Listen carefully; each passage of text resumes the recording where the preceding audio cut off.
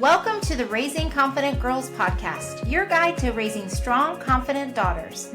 I'm Melissa Jones, the founder of Girls Positivity Club and a teacher for over 20 years.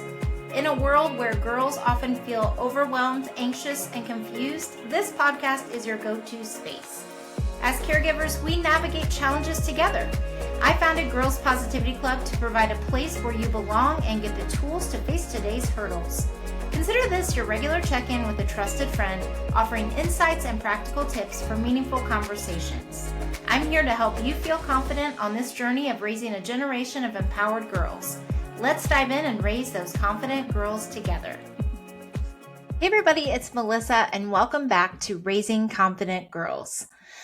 I want to start today with a moment that parents recognize right away and feel almost immediately. Your daughter finds out about something. Maybe it's a birthday party, a sleepover, a group text, plans that were made that she wasn't included in. And it's not that she was the only one, but from her perspective, it feels like everyone else was there. And you can see it on her face, the shift. Maybe she says, "Why didn't they invite me?" Or, "I guess they just don't like me." Or sometimes she says nothing at all. But you can tell something landed. And now you're in that moment as a parent where you're thinking, what do I say? Do I make her feel better? Do I explain it? Do I fix it? Do I call the other parents? Do I call the teacher? Do I email? What do I do? Because when your daughter isn't included, it doesn't just affect her. You feel it too. That's what we're going to talk about today. And I can remember this so much when I was a teacher, when the girls would all come in from a long weekend or maybe on a Friday, and they were talking about plans that were upcoming for the weekend. And you could tell when someone wasn't invited, even though there was a school rule that if you were having a party, everyone had to be invited, or you weren't allowed to pass out invitations in school, for example. So you didn't have to invite everyone if the invites went out privately, but if you wanted to announce your party at school, then it had to be everybody. And most parents would just do one or the other, obviously, but when they would do the private invites, that's when I would see the hurt feelings, the whispers, the girls that clearly you could tell with their body language were not included in the plans, in the party, in the hangout, whatever it was.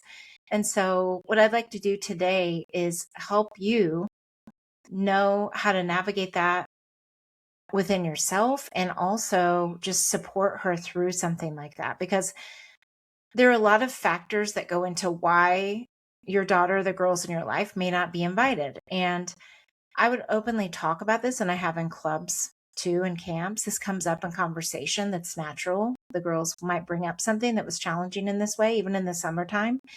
And, being left out can feel really big in the moment. And, it's our jobs as caregivers and parents and supporters of girls to help them navigate it and know also that it's okay not to be invited to everything. So the first thing I want to teach you is that being left out feels bigger than the moment. So when girls aren't included, it rarely stays about just that one situation. It often will start to sound like in younger girls, "Why didn't they invite me?" An older girl might say, "They always do this," or "I'm just not part of that group anymore." And it can show up in different ways. Sometimes she's upset right away. Sometimes she acts like she doesn't care, but you can tell later that it stuck with her. And sometimes it comes out sideways. She's more irritable, more sensitive, or just not quite herself. And all of those are ways of saying, "That mattered to me." What's happening underneath this is this. It quickly becomes, what does this say about me? Not just what happened. And this is where parents often try to help by making it smaller. It's not a big deal. Oh, they probably just forgot, or you'll be invited next time. But to her, it is a big deal. So instead of making it smaller, what we want to do is make her feel understood. So you can say, that makes sense that that would feel really hard. And then pause and say, I can see why that would bother you. And then stop. Because feeling understood comes before feeling better. And a lot of times, the reason that your daughter wasn't invited is something that had nothing to do with your daughter. You know, it is a lot of times when I've talked to girls, it's like, well, I was only allowed to invite my soccer friends, or I was only allowed to invite 2 friends, and I didn't invite, this person to my party last year. And so this happened and whatever. Or it could be that maybe the people who were invited are closer to the person who's hosting the event, like the party or the hangout over the weekend or whatever that case may be. And that's not to dismiss that it hurts. And I think that even as adults, we can start to make up all these stories when we find out that we weren't invited to something. Or even if as adults, I know I've seen things on social media where it's like, oh, I didn't know they were all getting together. I thought that, I would have been invited to that. But it's okay, because what I've grown to understand, I know I'm an adult, but I think it can frame it for us too as like, well, it's okay not to be invited to everything. And it also doesn't mean that you're not friends with that person anymore. There can be a lot of factors that go into inviting someone. And sometimes it can be intentional, but I think a lot of times we jump to that conclusion, and our girls do too, of they don't like me, something's wrong with me, I did something wrong. And they're almost afraid to ask because they don't want to be seen as needy to that friend group, or they don't want to be seen as a baby, or they want to act like it didn't bother them, or they're like, well, I just won't talk to them anymore. And then they start giving that friend group the silent treatment, and then they don't know what's going on. And there's this big mess. And it's like, okay, let's slow down. And let's just try and see this as one thing, because it starts to become pieces that they put together of a bigger picture that may or may not be true. And yes, there are going to be people that are not kind, who don't invite, your daughter, the girls in your life, to things. But most of the time, what I've found in my experience is that there are a lot of other reasons that girls are or are not invited to something. And a lot of those are out of even the girls' control, who is doing the inviting. And so that's just something to think about. And the second part is that the story she tells herself is what matters more than what happened. So after something like this happens and she starts to spiral, kind of like I was, describing earlier, girls can start to create meaning around it. So that's when they start thinking, she doesn't like me anymore, or I'm not part of that group, I'm going to stop talking to them, or I'm just going to give them the silent treatment until they ask me what's wrong, which we know is not the healthy thing to do, but we've all done some version of that, where your feelings are hurt, you feel awkward about bringing it up, and instead of just facing it head on, which feels really scary to girls, they can avoid it or just be quiet around that friend group because they're hurt and not know how to address it without coming right out and asking, because also they might be afraid of the answer. And sometimes they try to make it about that there's something wrong with them. And we know that that's not the case, but it's something where this moment where it's tempting for us to jump in and try and fix it right away by, again, telling them it's not true, or telling them you have so many other friends, let's just focus on those friends, or they're just being mean, you don't even need to talk to them anymore. And even though those things could be true, when we correct it too quickly, she doesn't feel as understood. So instead, because I know my emotions have gotten really high, even in the classroom, or even when, my child wasn't invited to something, it's like you can get this kind of like fluff your feathers. You feel like you have to kind of protect them or defend them and figure out and get to the bottom of what happened. But sometimes if we just take a breath and slow it down, we can say, what do you think happened? And let her answer. Because whenever I've done this with girls, they're able to come up with a lot of different things. Sometimes, yes, they do say, well, I don't know what happened. They just don't like me. And so you can say, instead of her correcting her right away, you can say, well, that's one possibility. Then pause and then say, I wonder if there could be another explanation too. Because what you're doing in that moment is helping her hold more than one perspective instead of getting stuck in one painful one. And when I noticed it affecting my classroom, what I would do is call the girls over and I would talk to the girls who were excited about the sleepover, the party, and kind of bring it to their awareness that it could make other people feel left out. And just ask some questions about it. And most of the time, what came out was that they were only allowed to invite a certain amount of people. And they really liked that other girl, but they, for whatever reason, fill in the blank, like they live closer, their parents are friends, whatever happened. But the problem is they never communicated that with the girl that wasn't invited. So what I would do is just help the girls understand that communication is really important so that that person doesn't think that they did something wrong. And whenever then I would bring all of them together, then it would solve it and they would feel better that at least it was out in the open. And I never had a girl say, well, it's because I don't like her. It was always, there was some kind of a reason. And then once the other girl heard that, then they were able to kind of work through it and say, well, my feelings for her because I really like you and the other girls and I really wanted to do that. And then they could just talk it through. Even if they didn't get like a perfect solution, they at least were communicating about it instead of avoiding it. The third thing is that this is where we as parents feel the most helpless. This is the part that's really hard, especially when they're really hurt by it, because you can't fix it. Yes, you could get on the phone, you could call the parents, you could get behind it, you could find out what's going on. But most of the time when that happens, it makes things worse, or there's some kind of an explanation that you weren't aware of, or it just gets really messy. And so you can't go back into the moment when she wasn't invited. You can't change what happened. And that feeling can make you want to do something, anything. But here's the shift. Your role isn't to fix the situation. It's to help her process it. And let's just say, for example, that she says, everyone else got invited except me. So instead of jumping in, which I know I've done, you just pause and take that breath and say, that would feel really hard, or that would feel really hurtful, or I can see why that would be upsetting.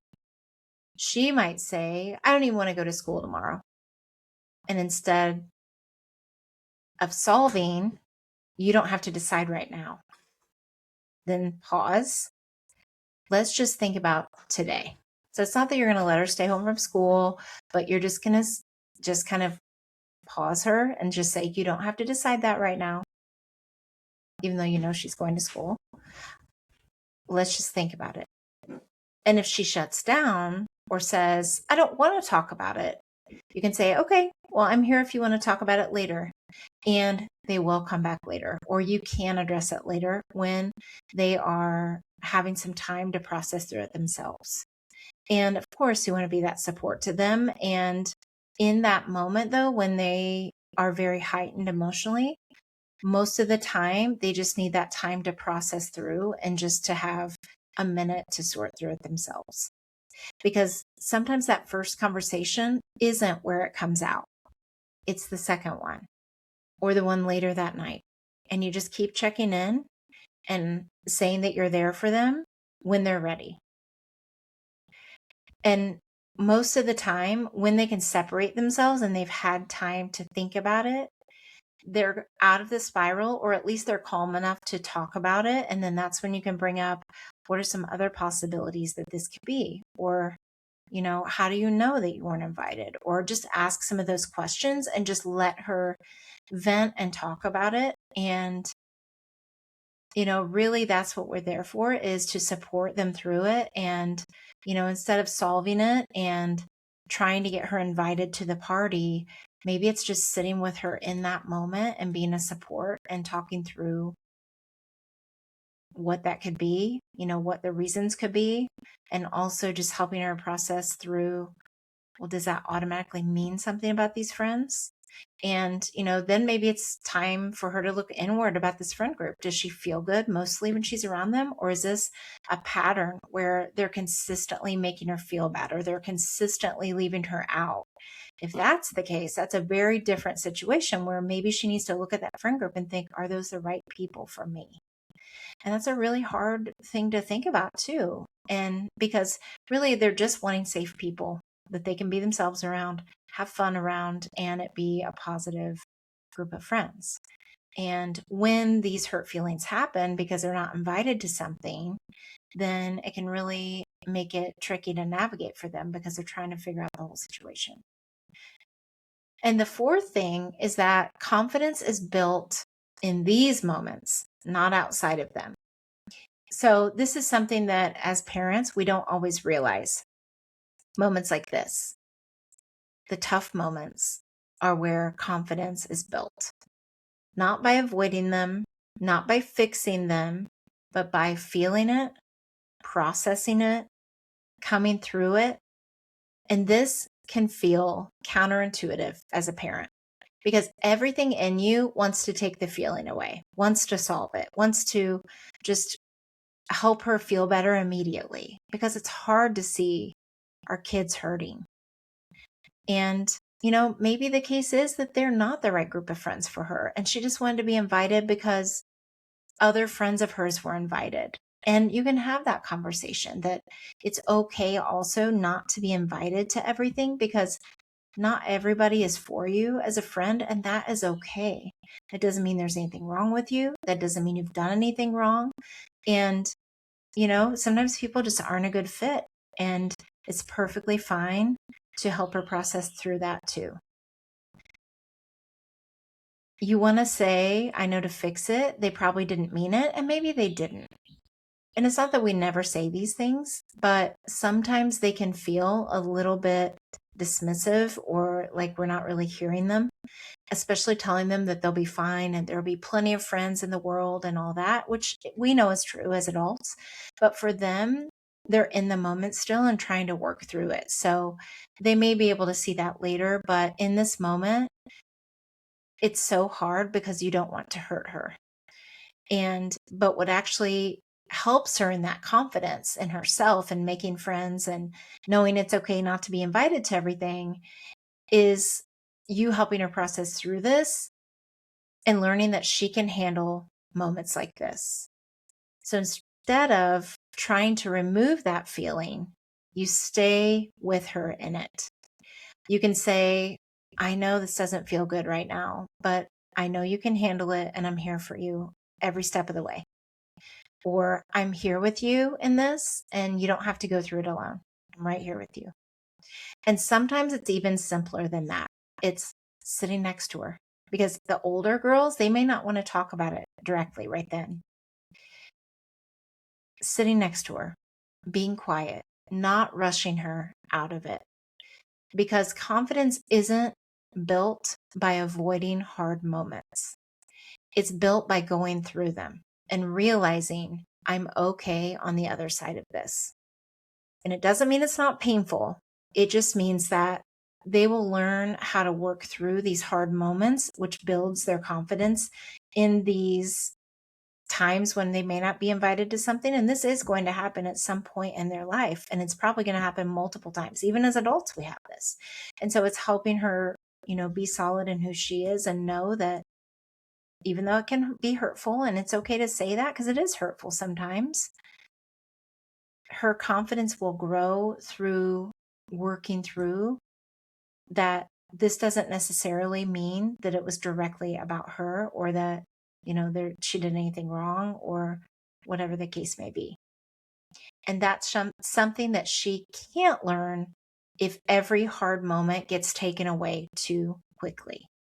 if we have that bubble and we try and protect them from every single thing that happens, and I'm not saying you never protect them, of course, but if we shield them too much, then they're never going to be able to feel and process through what that's like, which is going to make it harder for them to build confidence through friendships and facing conflict. And the other thing is, I think we need to normalize that conflict is part of friendship. It doesn't mean that there has to be drama and fighting and friends, but there is going to be a time when some kind of a conflict or some kind of a misunderstanding happens, and true friends are able to work through that. And I think it's helping her build confidence in that as well. So when your daughter is left out, it can bring up something in you too. You might think, I don't want her to feel what I felt growing up. I know that's for me. I've really been overly supportive sometimes, which they can also be annoyed by, but I'm talking about a teenager. At that stage, I was kind of overly stepping in. And I think because we feel things that are hurtful sometimes in our own lives, and we know what that can feel like, it can be really tempting to want to just fix it and just make it all go away. But, you know, the fact is that we want this to be easier for her. And sometimes if we're honest, it's not just about her. Of course, we want it to be easier for her to work through this, but it can bring up something in us too. Memories, moments, experience we had, times when we were left out, times when we weren't in the friend group that we thought was great for us, and then something happened. And so that can make us want to protect her even more, which makes total sense. But this moment, whenever this would happen, isn't about preventing every hard experience. It's about helping her move through it without losing herself in the process. And it's also teaching her too that she doesn't have to change herself. Like, obviously we want our daughters to grow and we want them to change in good ways and learn lessons and go through things. And sometimes that's hard. Sometimes growth is really hard and messy. But what I want you to think about is this question, which can be kind of helpful for you to process through this. Am I trying to take the feeling away or help her move through it? Being left out is hard. It always will be, no matter her age. If she's younger, older, anywhere in between, even when she grows up as a woman, we all know that. But it doesn't define her, and it doesn't define her friendships. What matters most is how she learns to understand herself in those moments, and how she learns to come back to herself afterward. And your presence in that is what helps her do that. And if this is something your daughter has been going through, I also did an episode called When Your Daughter Feels Left Out, What She Needs Most from You. In that one, if you just look back in the episodes, that one will give you another way to support her through moments like this. I hope this was helpful today, and I'll see you next time. Thanks for joining another empowering episode of the Raising Confident Girls podcast. Share today's insights with caregivers and friends, building beautiful relationships with strong girls. Hit subscribe so you never miss an episode. We're not just a podcast, we're a community. Follow Girls Positivity Club on social media for more empowering content on Instagram, Facebook, TikTok, and YouTube. This podcast empowers you, supporting incredible girls. Let's create strong, beautiful relationships with the girls in our lives. I appreciate you listening today. Stay confident, stay connected. Until next time, keep raising those confident girls. You've got this.